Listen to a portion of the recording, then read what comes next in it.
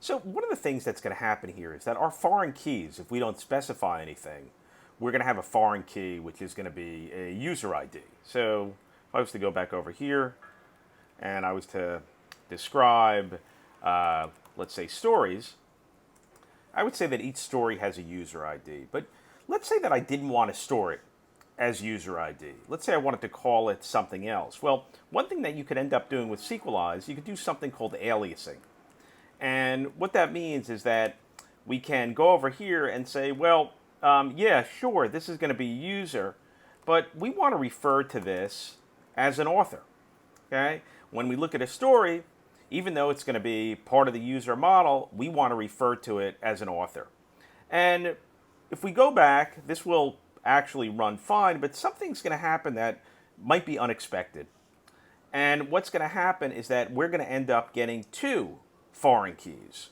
We're going to have a foreign key author ID referencing users and another foreign key user ID. Now that might not be what we wanted. In fact, it's not what we want. So in order to fix that, because why is that happening? Well, we said either one of these creates a foreign key. So this user has many stories actually puts a foreign key of user ID on story, but we don't want it to be called user ID. We want to have it be called author ID.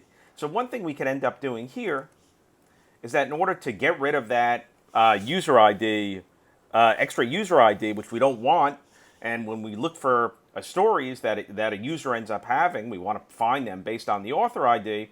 What we would end up doing here is we could say, hey, look, by the way, the foreign key that we want to use here is going to be author ID.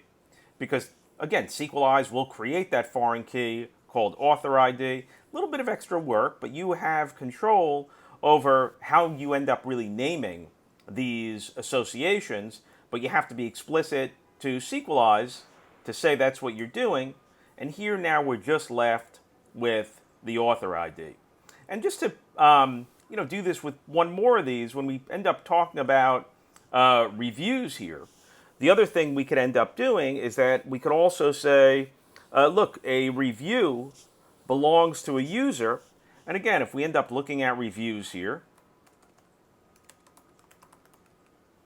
we'll see that every review has a user ID, and maybe we want to call that something else.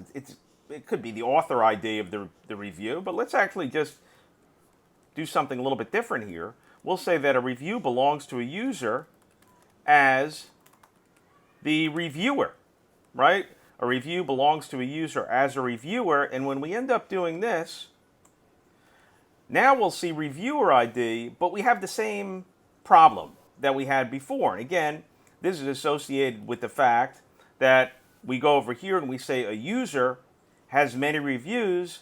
This is now going to put the foreign key user ID on review, but we really want this to be reviewer ID.